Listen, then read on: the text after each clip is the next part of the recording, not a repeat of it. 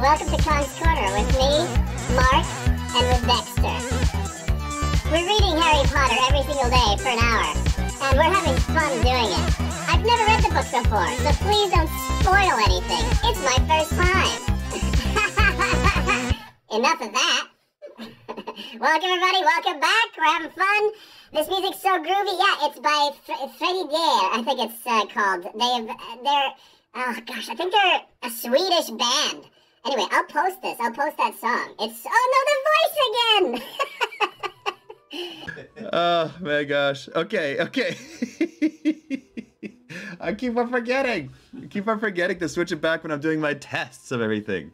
Well, welcome back, everybody. Yes, I already told you, reading Harry Potter every single day, doing that. Having a lot of fun doing it. Excited for today's chapter. If you would like to, I'm going to be posting more and more updates on the Discord, which is in the description of this video. If you want to be updated with whatever we're doing, what stream days we're live and not, but I'm reading from Monday to Friday. And yeah, we'll be adding more stuff on the Discord as well. And if you want to join in for more readings, like today, after this stream, we're doing a stream for short stories. The Illustrated Man by Ray Bradbury, doing right after this. You can check out my Patreon also in the description. I love it when he doesn't know. Yeah, maybe you should just let me go through the entire thing with a voice on top. How about that? How was your day, Mark? Pretty good. I started doing some packing for the move. Yeah? Yeah. And we both had to deal with something. Yeah, our rent. There's this whole thing, like our landlord didn't know how to deal with the rent subsidy, so he spent almost a full hour, wasted a full hour going back and showing her the calculations of how everything works. All right, let's get started. So last time they found the secret room. What's it called again? The come and go room is what the Dobbies describe it as? The room of... The requisite room? No, the remembrance room, No, it's the room of requirement. Requirement. Thank you, Mark. You've got a better memory than me. So, let's get started. They just entered and are about to start off with their lesson with Harry. It's their first teaching lesson. Haven't joined forever. Well, yeah, welcome back. And is it Anikwa or not Anika? I think it's Anika. I think so. Ooh, don't go, Mark. Yeah, Mark's gonna move. We're gonna have to do some kind of special thing on some stream, I think. That'd be nice. Only for nice to me. Your birthday's coming up soon, isn't it? Yeah, my birthday is July 12th, and I'm going camping. Yeah, excited. All right, where do we end off here? Oh yeah, okay. Dean, they entered, and then they're all... Okay, yeah. So there's a gentle knock on the door, and the other people are entering. Question for the does anybody else live not show up right away when logging into YouTube? Seems they missed the first parts. Yes, sometimes, Tasha. Yeah, you know what? Maybe I always do. I hop on 5 minutes beforehand, but maybe what I'll do is I'll just start the stream 10 minutes beforehand, so you can. Oh, the book's in front of this. There we go. I'll put it 10 minutes beforehand, because then by then I think maybe it's notified everybody. It'll be on long enough. So let's try that out. Anika. Yeah, that's what I thought. Okay. Now they entered. There was a gentle knock on the door. Harry looked around. Ginny, Neville, Lavender, Parvati, and Dean had arrived. Whoa, said Dean, staring around impressed. What is this place? He's also just a full-on grown-up already. Harry began to explain, but before he had finished, more people had arrived, and he had to start all over again. By the time 8 o'clock arrived, every cushion was occupied. Harry moved across to the door and turned the key protruding from the lock. It clicked in a satisfyingly loud way, and everybody fell asleep. Fell silent. He's like, oh, good, finally some rest. Looking at him, Hermione carefully marked her page of jinxes for the jinxed and set the book aside. Well, said Harry slightly nervously, this is the place we found for practice sessions, and you've, obviously found it okay? It's fantastic, said Cho, and several people murmured their agreement. It's bizarre, said Fred, frowning around at it. We once hid from Filch in here. Remember, George? But it was just a broom cupboard then. Hey, Harry, What's this stuff? Asked Dean from the rear of the room, indicating the sneakoscopes and the faux glass. Dark detectors, said Harry, stepping between the cushions to reach them. Basically, they all show when dark wizards are enemies are around, but you don't want to rely on them too much. They can be fooled. He gazed for a moment into the cracked faux glass. Shadowy figures were moving around inside it. Though none was recognizable, he turned his back on it. 5 minutes, 10. Well, I've been going 5 minutes beforehand, but it's apparently not enough. So we need to go longer. Sorry, I'm just trying to get the chats and the video in the same area. There we go. Okay, that's better. Dean is like Fast Times at Richmond High. Yeah. I just like that he can now remember Dean. Yeah, that's how I can remember Dean, if I give him a voice like that. Okay. He gazed for a moment into the cracked faux glass. Shadowy figures were moving around inside it, though none was recognizable. He turned his back on it. Well, I've been thinking about the sort of stuff we ought to do first, and he noticed a raised hand. What, Hermione? I think we ought to elect a leader, said Hermione. Harry's leader, said Cho at once, looking at Hermione as though she were mad. Harry's stomach did yet another backflip. Yes, but I think we ought to vote on it properly, said Hermione, unperturbed. It makes it formal and it gives him authority. So everyone who thinks Harry ought to be our leader, everybody put up their hand. Even Zacharias Smith, though he did it very half-heartedly. Right, thanks, said Harry, who could feel his face burning. And what, Hermione? I also think we ought to have a name, she said brightly, her hand still in the air. It would promote a feeling of team spirit and unity, don't you think? Who's saying this, Angelina? Can we be the anti-Umbridge League? Said Angelina hopefully. Or the Ministry of Magic a Morons group, suggested Fred. I was thinking, said Hermione, frowning at Fred, more of a name that didn't tell everyone what we were up to, so we can refer to it safely outside meetings. The Defense Association, said Cho. The DA for short, so nobody knows what we're talking about. Yeah, the DA's good, said Ginny. Only let's make it stand for Dumbledore's army, because that's the Ministry's worst fear, isn't it? There was a good deal of appreciative murmuring and laughter at this.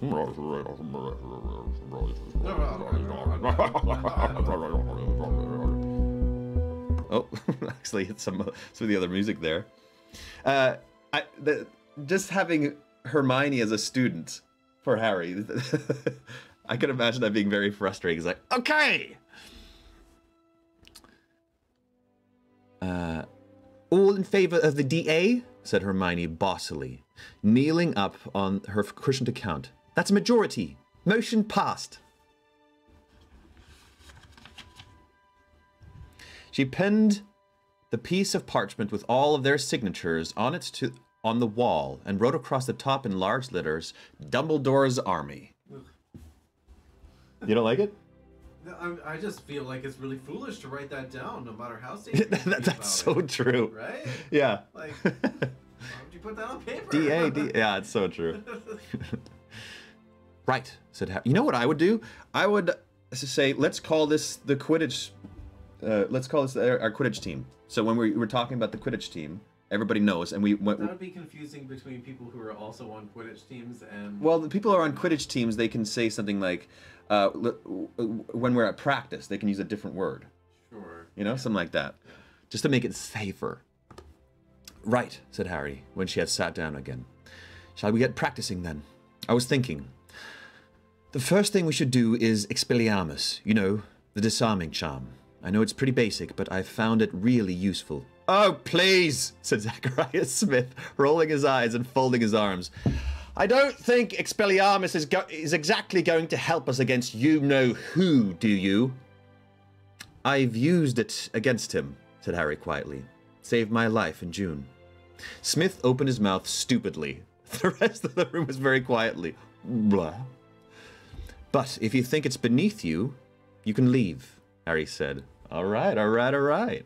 Smith did not move, nor did anybody else. Okay, said Harry. his mouth slightly drier than usual with all these eyes upon him. I reckon we should all divide into pairs and practice.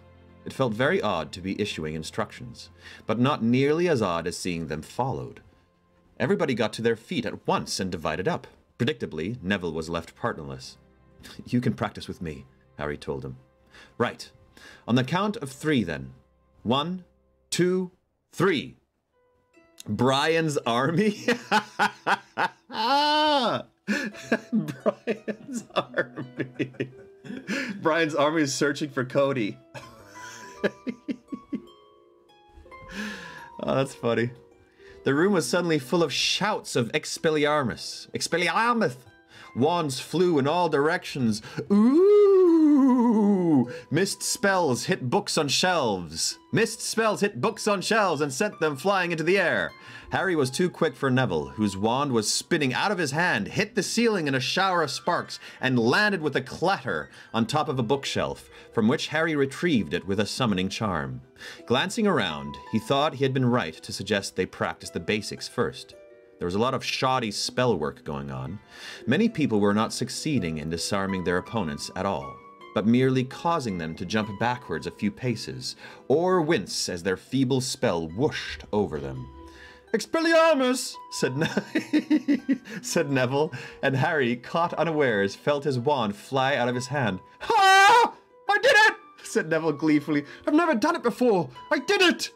Good one, said Harry encouragingly, deciding not to point out that in a real duel, Neville's opponent was unlikely to be staring in the opposite direction with his wand held loosely at his side.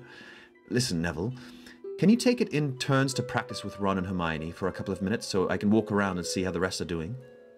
Harry moved off into the middle of the room. Something very odd was happening to Zachariah Smith. Every time he opened his mouth to disarm Anthony Goldstein, his wand would fly out of his hand. Yet Anthony did not seem to be making a sound. What is that? What is that problem? Harry did not have to look far to solve... What's the problem there? Every time he opened his mouth to disarm Anthony Goldstein, his wand would fly out of his hand, yet Anthony did not seem to be making a sound. So every time Zacharias said something flew out of Anthony's hands, but Anthony didn't say anything? Why is that a mystery? Why is this weird? His wand is flying out of his hand. Right. Aren't they expecting that to happen? Well, somebody needs to be doing the spell. Yeah, they're saying every time he opened his mouth, every time Zacharias Smith opened his mouth to disarm Anthony Goldstein, his own wand would... Yeah. Wait, okay, now I get it! Now I get it!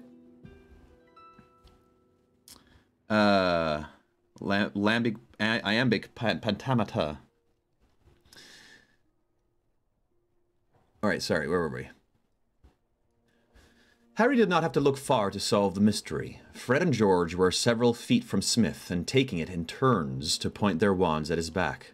Sorry, Harry, said George hastily when Harry caught his eye. Couldn't resist. Harry walked around the other pairs, trying to correct those who were doing the spell wrong. Ginny was teamed with Michael Corner. Oh, good old Michael Corner. She was doing very well, whereas Michael was either very bad or unwilling to jinx her. Ernie Macmillan was flourishing his wand unnecessarily, giving his partner time to get in under his guard. The Creevy brothers, oh yeah, those little guys, were enthusiastic but erratic, and mainly responsible for all the books leaping off the shelves around them. Luna Lovegood was similarly patchy, occasionally sending Justin Finch-Fletchley's wand spinning out of his hand, at other times merely causing his hair to stand on end. Okay, stop, Harry shouted. Stop! Stop! I need a whistle, he thought, and immediately spotted one lying on top of the nearest row of books. Ooh, don't pick that up. You don't know where it's been. He caught it up and blew hard. Everyone lowered their wands. That wasn't bad, said Harry. But there's definite room for improvement. Zachariah Smith glared at him. Let's try again. He moved off around the room again, stopping here and there to make suggestions. Slowly, the general performance improved.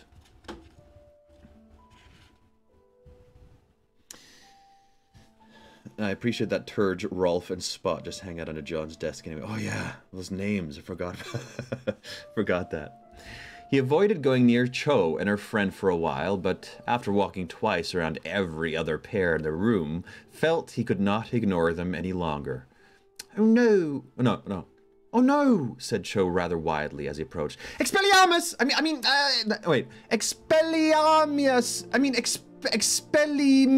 Expellimelius! Hi, I'm sorry, Marietta." Her curly-haired friend's sleeve had caught fire. Marietta, so Expellimelius is a fire spell, I'm guessing? Marietta extinguished it with her own wand and glared at Harry as though it was his fault. You made me nervous. I was doing all right before then, Cho told Harry ruefully. That was quite good, Harry lied. But when she raised her eyebrows, he said, well, no, it was lousy, but I know you can do it properly. I was watching from over there. She laughed. Her friend Marietta looked at them rather sourly and turned away. Don't mind her, Cho muttered. She doesn't really want to be here, but I made her come with me. Her parents have forbidden her to do anything that might upset Umbridge. You see, her mum works for the ministry. What about your parents? Asked Harry. Well, they've forbidden me to get on the wrong side of Umbridge, too, said Cho, drawing herself up proudly. But if they think I'm not going to fight... You know who, after what happened to Cedric... She broke off, looking rather confused, and an awkward silence fell between them. Terry Boots' wand went whizzing past Harry's ear and hit Alicia Spinnet hard on the nose. Well, my dad is very supportive of any anti-ministry action. Oh, no, this is Luna Lovegood. Well, my dad is very supportive of any anti-ministry action, said Luna Lovegood proudly from just behind Harry. Evidently, she had been eavesdropping on his conversation, while Justin Finch Fletchley attempted to disentangle himself from the robes that had flown up over his head. He's always saying he'd believe anything of Fudge. I mean, the number of goblins Fudge has had assassinated. And of course, he uses the Department of Mysteries to develop terrible poisons, which he secretly feeds to anyone who disagrees with him. Oh, and then there's his Ambugula /Kiltar. Don't ask, Harry muttered to Cho as she opened her mouth, looking puzzled. She giggled. I don't think I learned how to use Lockhart, just did a demonstration what it does, and then the snake incident happened and all went to shit. Dex is so lively today. Is he with you now, Mark? No, wait, don't tell me. He's just somewhere down. I don't know. Where is he now? Oh, he's hanging out at the back again. Hey, Harry, Hermione called from the other end of the room. Have you checked the time? He looked down at his watch and was shocked to see it was already 9:10, which meant they needed to get back to their common rooms immediately or risk being caught and punished by Filch for being out of bounds. He blew his whistle. Everybody stopped shouting, Expelliarmus! And the last couple of wands clattered to the floor. Well, that was pretty good, said Harry. But we've overrun. We'd better leave it here. Same time, same place next week? Sooner, said Dean Thomas eagerly, and many people nodded in agreement.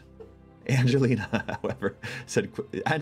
however, said quickly, the Quidditch season's about to start. We need team practices too. Let's say next Wednesday night then, said Harry. We can decide on additional meetings then. Come on, we better get going. He pulled out the Marauders map again and checked it carefully for signs of teachers on the 7th floor. He let them all leave in 3s and 4s, watching their tiny dots anxiously to see that they returned safely to their dormitories. The Hufflepuffs to the basement corridor that also led to the kitchens. The Ravenclaws to a tower on the west side of the castle, and the Gryffindors along the corridor to the fat lady's portrait. That was really, really good, Harry, said Hermione, when finally it was just her, Harry, and Ron who were left. Yeah, it was, said Ron enthusiastically, as they slipped out the door and watched it melt back into stone behind them.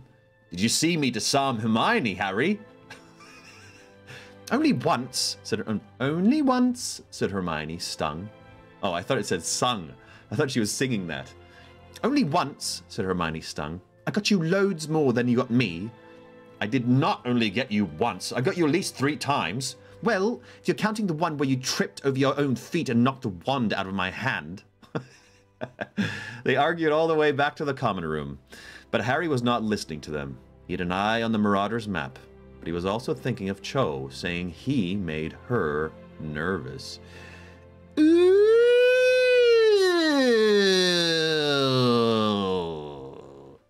Love is in the air. La la la la la la, love is in the air. La la la la la la la.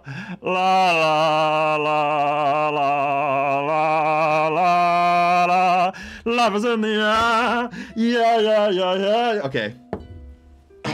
Let's keep going, shall we? Chapter 19. Lion and the Serpent. 10 minutes later. Yeah. Love's in the air. La, la, la. Oh, shoot. Dexter's can fell over. Maybe get him to sit down there and we can do a little bit of this. That's a double John can right Oh, is it? now. Yeah, facing one. There we go. Dexter, sit, stay, sit, stay. There we go. Good boy. Good boy. How's that? Did that work? That might have been worse than the owl. She was into rock painting all the other quarantine activities way before COVID. She is loving her best life. Malfoy would be blaming 5G John Inception. Yeah, pretty much. The Lion and the Serpent. What does that mean? Do you have any thoughts about that?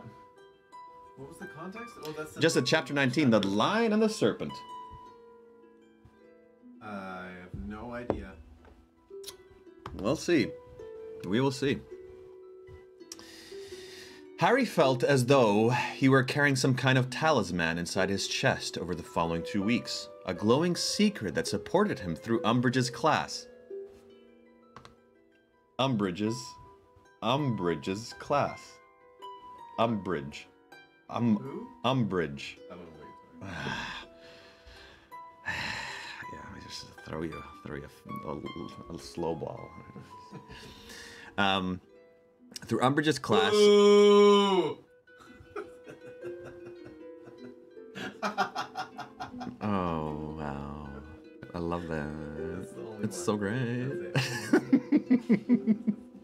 That's it. That's empowered him through Umbridge's class, and even made it possible for him to smile blandly as he looked into her horrible, bulging eyes. He and the DA were resisting her under her very nose, doing the very thing she and the Ministry most feared.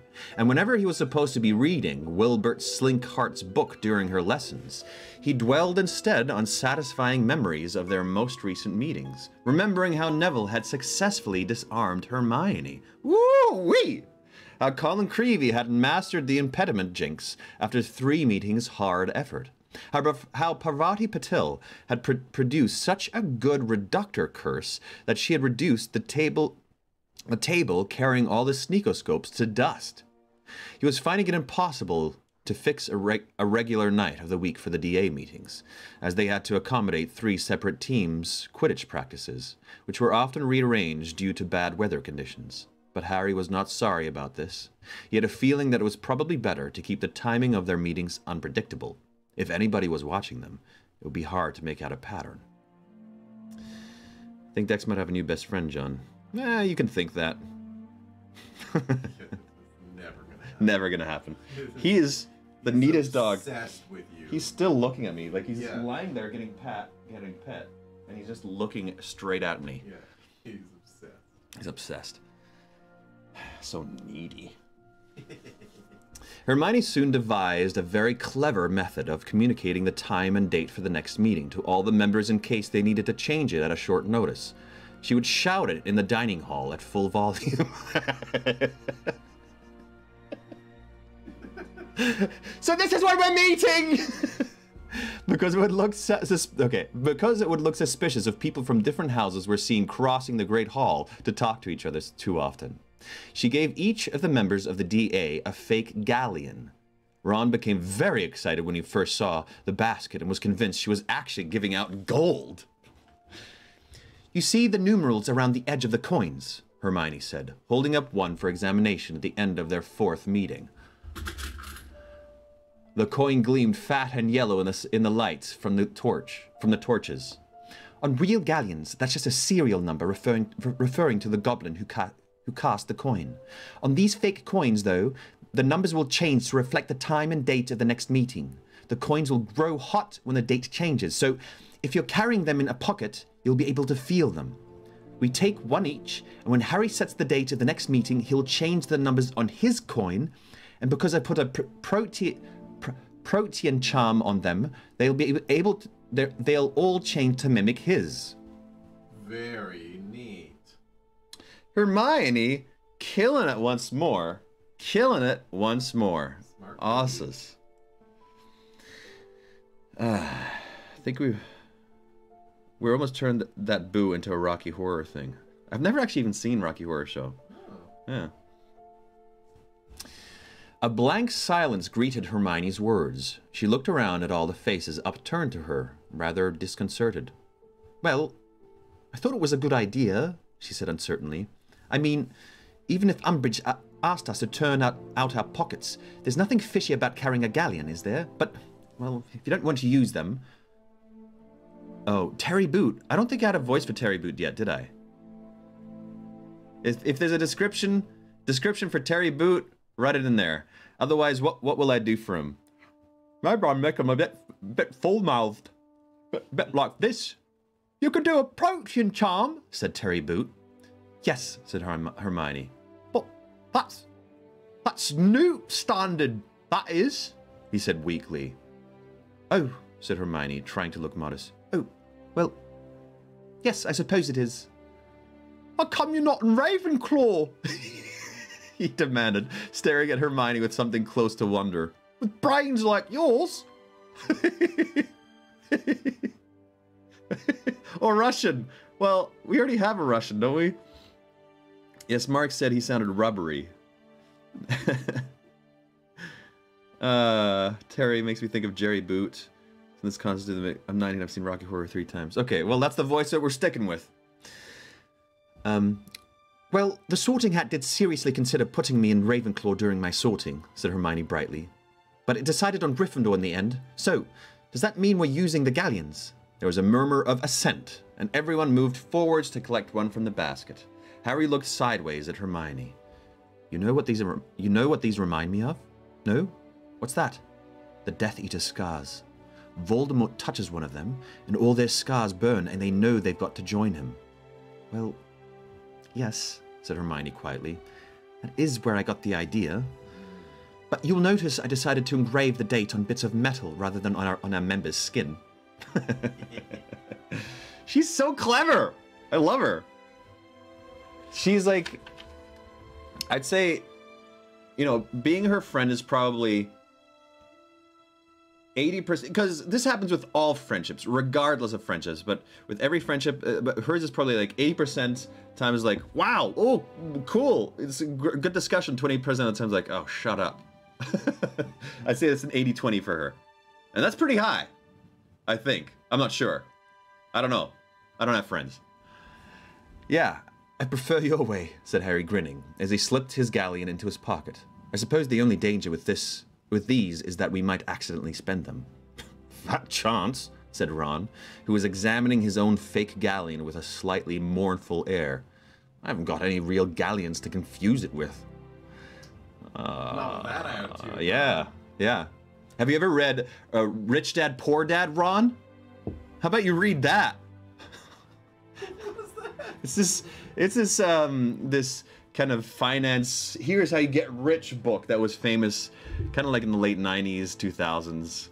It's called Rich Dad, Poor Dad. I've read it. Have you? Yeah. Oh, okay, you know it then. Yeah.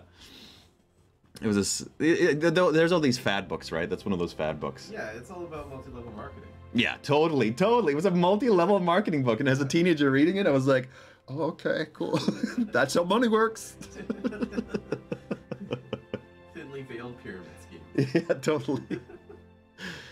As the first Quidditch match of the season, Gryffindor versus Slytherin drew nearer. Their DA meetings were put on hold because Angelina insisted on almost daily practices. The fact that the Quidditch Cup had not been held for so long added considerably to the interest and excitement, surrounding the forthcoming game. The Ravenclaws and Hufflepuffs were taking a lively interest in the outcome, for they, of course, would be playing both teams over the coming year. And the heads of house of the competing teams, though they attempted to disguise it under a decent pretense of sportsmanship, were determined to see their own side victorious. Harry realized how much Professor McGonagall cared about beating Slytherin when she abstained from giving them homework in the week leading up to the match. Nice! Nice! Yeah, professor in university recommended it to us. Oh, there's probably so many other better finance books than that one. Yeah, that book makes no sense in the practical world. No. Hermione probably has already read it. That's true. Important nobody. I think you've got to... who's this? McGonagall. Hermione Granger. That's how I get into her voice. Hermione Granger. I think you've got enough to be getting on with that at the moment, she said loftily. Nobody could quite believe their ears until she looked directly at Harry and Ron and said grimly, I've become accustomed to seeing the Quidditch Cup in my study, boys. I really don't want to hand it over to Professor Snape. So use the extra time to practice, won't you? Snape was no less obviously partisan. He had booked the Quidditch pitch for Slytherin practice so often that the Gryffindors had difficulty getting on it to play. He was also turning a deaf ear to the many reports of Slytherin attempts to hex Gryffindor players in the corridors. When Alicia Spinnet turned up in the hospital wing with her eyebrows growing so thick and fast they obscured her vision and obstructed her mouth. Oh, that's great. Snape insisted that she must have attempted a hair-thickening charm on herself and refused to listen to the 14 eyewitnesses who insisted they had seen the Slytherin keeper, Miles Bletchley. Miles Bletchley. Great gross name. Bletchley. Miles Bletchley hit her from behind with a jinx while she worked in the library. Ah, Snape, you're such a douche.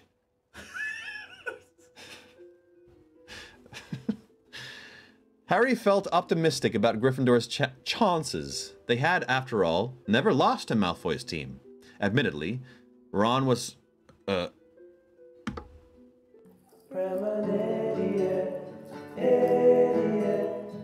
It's time for they're going to lose this time. They're going to lose. They're going to lose against them. This is the book where they lose against Slytherin. Against the Slytherins. Okay, let's keep going.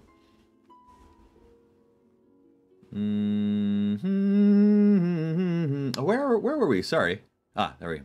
Admittedly, Ron was still not performing to Wood's standard, but he was working extremely hard to improve. His greatest weakness was a tendency to lose confidence after he'd made a blunder. If he let in one goal, he became flustered and was therefore likely to miss more. On the other hand, Harry had seen Ron make some truly spectacular saves when he was on form.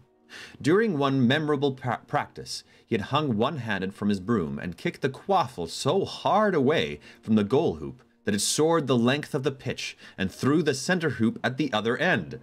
Damn! The rest of the team felt this save compared favorably with one made recently by Barry Ryan, the Irish international keeper, against Poland's top chaser, Ladislav Zamoshki. Even Fred had said that Ron might yet make him and George proud, and that they were seriously considering admitting he was related to them, something they assured him they had been trying to deny for 4 years. Ah, I don't like that. I don't like that. You know, denying, they're always making fun of him, you know, at school, you know, at home. They're crappy older brothers. They're not good older brothers. No. They haven't done anything to be a good older brother till now. I can't think of anything. No. They're just consistently made fun of him. And I get, you know, the whole making fun of brothers and embarrassing them sometimes. That's just a brother thing. That's normal. But they also haven't done the opposite thing. At least I can't remember anything. Oh, Lois is recording it to share the audio on Discord. The audio of what? Please, Lois, record the premonition. It'll take so much work to cut out the audio from this and put it in. Lois, maybe remind me to set up the premonition channel, please. And everybody, put in some applause emojis in there for Lois. She's been killing it. She's doing the mod here. She's doing the mod on the Discord. She's awesome. Thank you so much.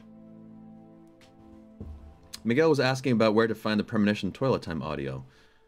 I guess I can. Yeah, I'll share that too. I totally forgot about that. Yeah, Lois is a frickin' angel. Yeah, she is. Okay. The only thing really worrying Harry was how much Ron was allowing the tactics of the Slytherin team to upset him before they even got onto the pitch. Yeah, I understand that. Harry, of course, had endured their snide comments for over 4 years, so whispers of, "Hey, Potty, I heard Warrington's sworn to knock you off your..." Oh, no. To knock you off your broom on Saturday. Far from chilling his blood, made him laugh. "Warrington's aim so pathetic, I'd be more worried if he was aiming for the person next to me." Oh, no. Warrington's aim so pathetic, I'd be more worried if he was aiming for the person next to me, he retorted, which made Ron and Hermione laugh and wipe the smirk of Pansy Parkinson's face. I didn't know that was what she was saying. Yeah, look at those applauses. Look at that. It's all for you, Lois. But Ron had never endured a relentless campaign of insults, jeers, and intimidation. Yeah. When Slytherins, some of them 7 years and considerably larger than he was, muttered as they passed in the corridors, "Got your bed booked in the hospital wing, Weasley?" He didn't laugh, but turned a delicate shade of green. When Draco Malfoy imitated Ron dropping the quaffle, which he did whenever they came within sight of each other, Ron's ears glowed red, and his hands shook so badly that he was likely to drop whatever he was holding at the time, too. Ron's got a serious anger problem, just in general. You know, this is not a criticism of him, he just has it. He just has a very strong anger problem. Seriously. Order of bestness. 1, Lois. 2, Mark. 3, Dexter. 4, John.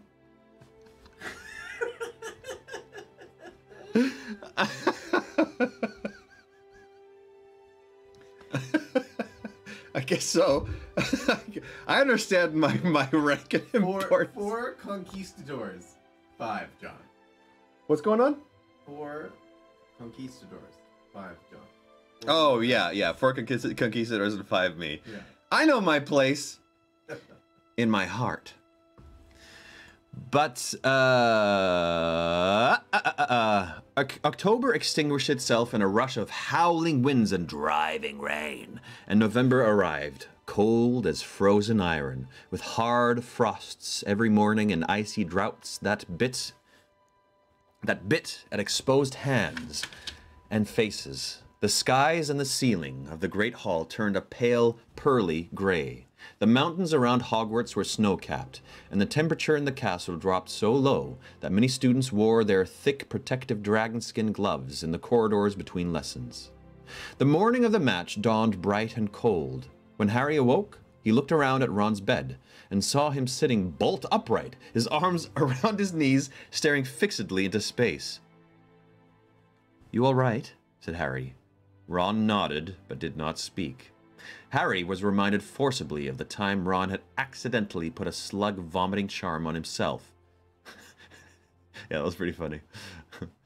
He looked just as pale and sweaty as he had done then, not to mention as reluctant to open his mouth. "You just need some breakfast," Harry said bracingly. "Come on."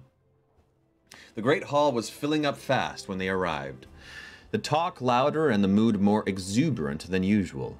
As they passed the Slytherin table, there was an upsurge of noise. Harry looked round and saw that, in addition to the usual green and silver scarves and hats, every one of them was wearing a silver badge in the shape of what seemed to be a crown. For some reason, many of them waved at Ron, laughing uproariously. Harry tried to see what was written on the badges as he walked by, but he was too concerned to get Ron past their table quickly to linger long enough to read them. There we go, that's better. They received a rousing welcome at the Gryffindor table, where everyone was wearing red and gold. But far from raising Ron's spirits, the cheers seemed to sap the last of his morale. He collapsed on the nearest bench, looking as though he were facing his final meal.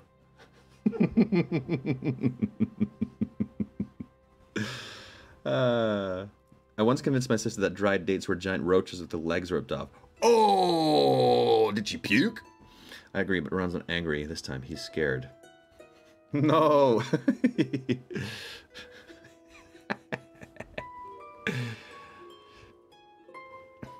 I must have been mental to do this, he said in a croaky whisper. Mental! Don't be thick, said Harry firmly, passing him a choice of cereals. You're going to be fine. It's normal to be nervous. I'm rubbish, croaked Ron. I'm lousy. I can't play to save my life. What was I thinking? Get a grip, said Harry sternly. Look at that save you made with your foot the other day. Even Fred and George said it was brilliant. Ron turned a tortured face to Harry. Wait. That was an accident, he whispered miserably. I didn't mean to do it. I slipped off my broom when none of you were looking, and when I was trying to get back on, I kicked the quaffle by accident. Well, said Harry, recovering quickly from this unpleasant surprise. A few more accidents like that and the game's in the bag, isn't it? Hermione and Ginny sat down opposite them, wearing red and gold scarves, gloves, and rosettes. How are you feeling? Ginny asked Ron, who was now staring into the dregs of milk at the bottom of his empty cereal bowl, as though seriously considering attempting to drown himself in them. He's just nervous, said Harry. Well, that's a good sign. I never feel you perform as well in exams if you're not a bit nervous, said Hermione heartily. Who is this? Luna. Hello, said a dreamy voice from behind them. She's so funny. Harry looked up. Luna Lovegood had drifted over from the Ravenclaw table. Okay, so Snape does this, and she does this.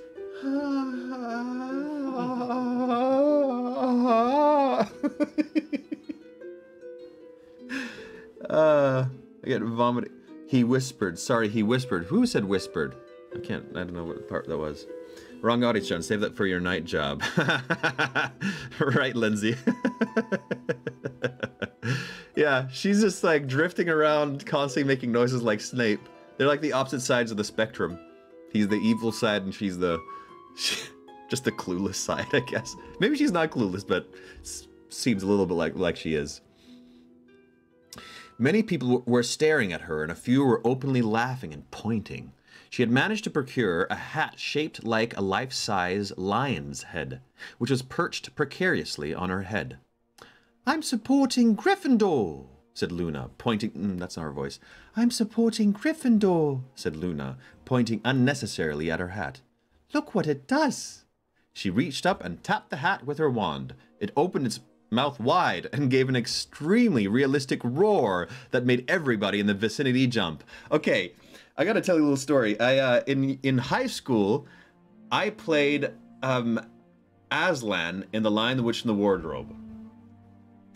And it was a high school production. You know, that's the quality of the high school productions. But I was told, well, not told, but every single time I entered or exited a scene as Aslan, I had to roar. So I just go like every single time. And then, what was it, 2 years ago? I think it's 2 years ago now. Me and this other actress, Rebecca DeBoer, we did at Pacific Theater, we did The Lion, the Witch, and the Wardrobe. We got to do it again. But it was a two-person play. So we both played 7 or 8 characters each. So I got to play Aslan again, and I got to play all the other characters again. That was so much fun. You're gonna hear me roar! Yeah, story time, kids. Luna! Asvoth. Okay, so the hat roared. Why would it roar? Wait, where were we? To make the noise. Yeah, I know. It opened its mouth wide and gave an extremely realistic roar that made everyone in the vicinity jump. It's good, isn't it? Said Luna happily. I wanted to have it chewing up a serpent to represent Slytherin, you know. But there wasn't time. Anyway, good luck, Ronald. I feel like, you know what I think she's like? I think she just constantly gets distracted. I think she's got 400 other thoughts on her brain at once. Yes, yeah. She's like looking at them, and like, oh, there's some food, and there's this teacher, and oh, hello, you're Ronald. I like you. You're amusing. You weird little thing, Ronald. You get the title of the chapter now, Lion and Serpents. Yep. She drifted away. They had not quite recovered from the shock of Luna's hat before Angelina came hurrying towards them, accompanied by Katie and Alicia, whose eyebrows had mercifully been returned to normal by Madame Pomfrey. When you're ready, she said, we're going to go straight down to the pitch, check out conditions and change. Well, we'll be there in a bit, Harry assured her. Ron's just got to have some breakfast. It became clear after 10 minutes, however, that Ron was not capable of eating anything more, and Harry thought it best to get him down to the changing rooms. As they rose from the table, Hermione got up too, and taking Harry's arm, she drew him to one side. Don't let Ron see what's on those Slytherin badges, she whispered urgently. Don't let Ron see what's on those Slytherin's badges, she whispered urgently. Harry looked questioningly at her, but she shook her head warningly. Ron had just ambled over to them, looking lost and desperate. Good luck, Ron, said Hermione, standing on tiptoe and kissing him on the cheek.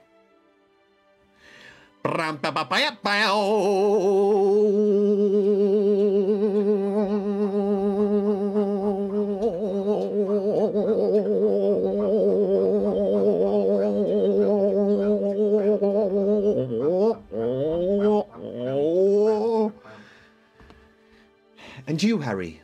Ron seemed to come to himself slightly as they walked back across the Great Hall. Okay. Oh yeah. Oh yeah. Oh yeah. He touched the spot in his face where Hermione had kissed him, looking puzzled, as though he was not quite sure what had just happened. Oh my. He seemed too distracted to notice much around him, but Harry cast a curious glance at the crown-shaped badges as they passed the Slytherin table, and this time he made out the words etched onto them. Weasley is our king. With an unpleasant feeling that this could mean nothing good, he hurried Ron across the entrance hall, down the stone steps, and out into the icy air. Miguel says, why you come to normality after that moment like nothing? Because it was nothing.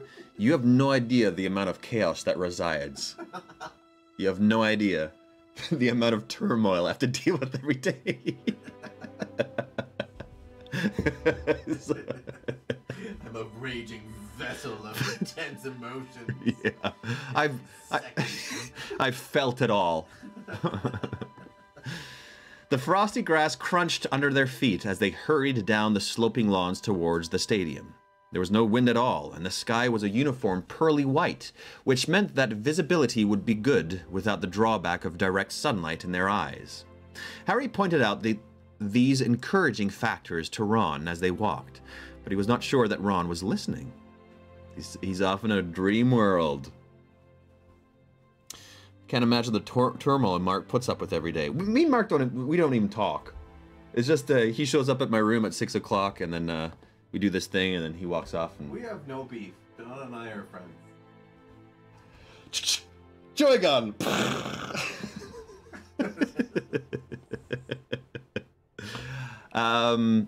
Angelina.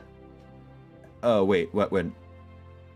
There was no wind at all. Okay, wait, sorry. The frosty grass crunched under their feet as they hurried down the sloping lawns towards the stadium. There was no wind at all, and the sky was a uniform pearly white, which meant that visibility would be good, without the drawback of direct sunlight in the eyes. Harry pointed out these encouraging factors to Ron as they walked, but he was not sure that Ron was listening. Angelina had changed already, and was talking to the rest of the team when they entered. Harry and Ron pulled on their robes. Ron attempted to do his to front for several minutes before Alicia took pity on him and went to help. He's so out of it. Then, I don't know if that kiss helped him or hindered him. Then sat down to listen to the pre-match talk while the babble of voices outside grew steadily louder as the crowd came pouring out of the castle towards the pitch. Okay, I've only just found out the final lineup I've only just found out the final lineup for Slytherin, said Angelina, consulting a piece of parchment.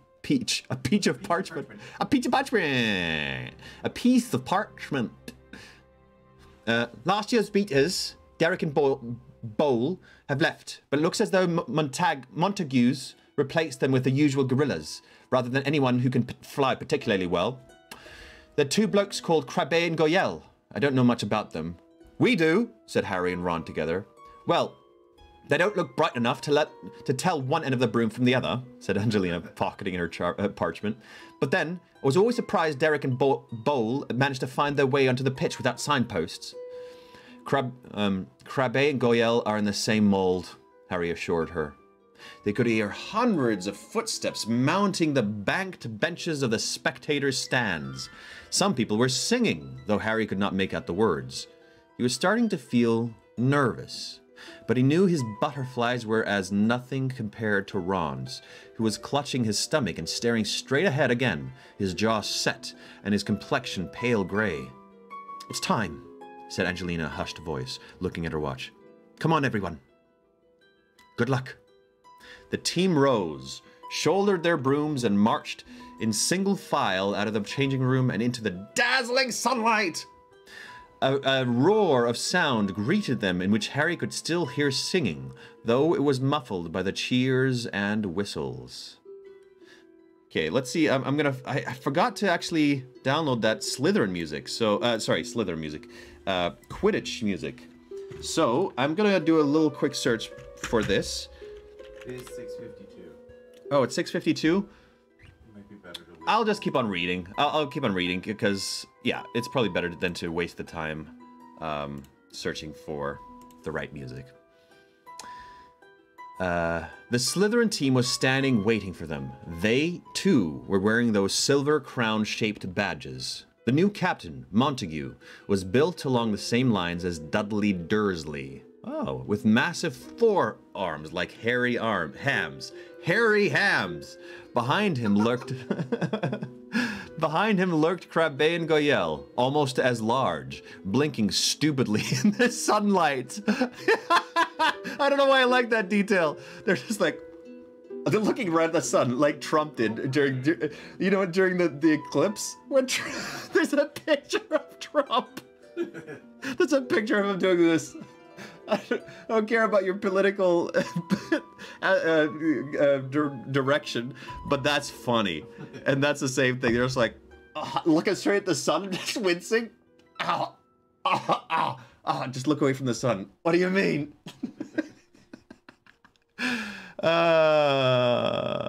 He caught Harry's eye. What was it?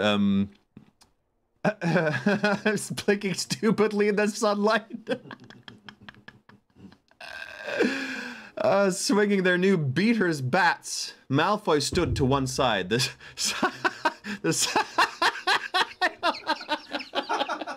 It's just so dumb. Looking right at the sun.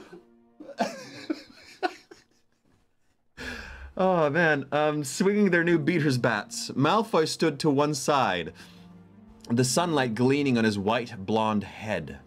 He caught Harry's eye and smirked, tapping the crown-shaped badge on his chest. Captains, shake hands, ordered the referee Madame Hooch, as Angelina and Montague reached each other. Harry could tell that Montague was trying to crush Angelina's hands, though she did not wince. Mount your brooms! Madame Hooch placed her whistle in her mouth and blew. Okay, we're at 6:55 here. Because I know this is going to take a while for the whole match, and we're going to end here. We're going to start the next reading tomorrow off with the match. Harry Hams.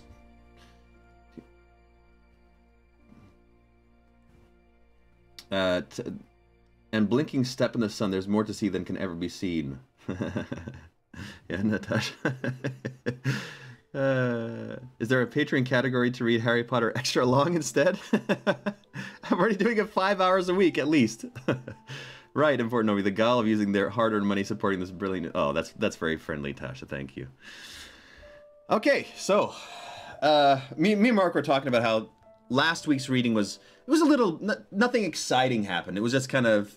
Things happened, but nothing that really drove the plot forward like crazy, except for finding a new room. They found a new room. Yeah. So this one is a bit more exciting. Things happening, and now...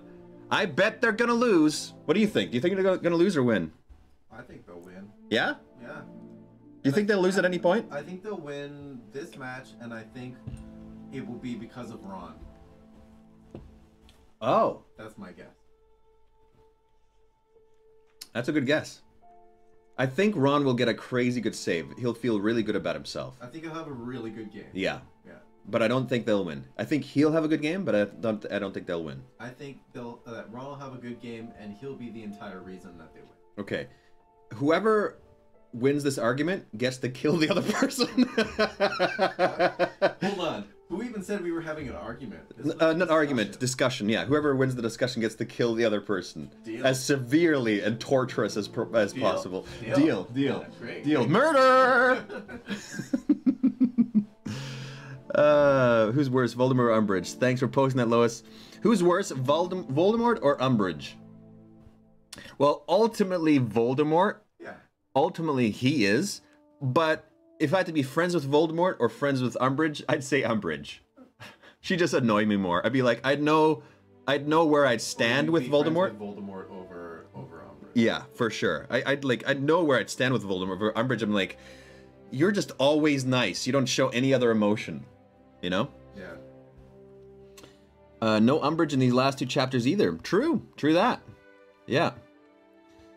Both Umbridge and Voldemort are sweethearts. Yes, they are. They are. I think Yoda will come in clutch and use the Force to make them win. Shotgun not refereeing that murder spree. Lois, no. You're going to be in the middle of it. You're going to be like sprayed with blood from the murder. Oh yeah, wands. You gotta bring your wand in next time, man. I keep forgetting. Yeah, I mean, I have mine always here. Packed pretty soon too. Oh right, your wand's gonna be packed. True. Who's the worst teacher, Snape or Umbridge? Well, Umbridge, because she's actively... Well, Snape is actively working against certain students too, but Snape is still teaching them what he's supposed to be teaching them. So Umbridge is the worst teacher, in my opinion. Yours? Yeah. Umbridge is worse for sure. Yeah. She's just the worst. She's so much fun to do, as in character-wise, but yeah. I feel like being roomies with Umbridge would be a solid sitcom setup. That's very true, Alexandra. Yeah, that's very true. Okay, friends. Thank you for tuning in. Unless there's no more questions, I will see you tomorrow again. It's always a pleasure. But I mean, today was a little bit of an annoying and crappy day. For me, at least. I don't know how it was for me. For me, it was just a little bit annoying and crappy. And then these readings actually lift me up. They actually make me happy. I look forward to reading. I look forward some of the stupidity we come up with really makes you laugh. So I hope it does the same for you. Oh, there's more questions. Do you still prefer your original suggestion of Umbridge squishers to Dumbledore's army? Umbridge squishers. What was that? I don't remember the Umbridge squishers thing. Umbridge squishers? Oh. The name for the group? Absolutely. Umbridge squishers is way better than Dumbledore's army. Come on. It's a way better name. Yeah. All right, friends. I will see you tomorrow. You have value, you have meaning, and you are loved. See you tomorrow, everybody. Bye-bye.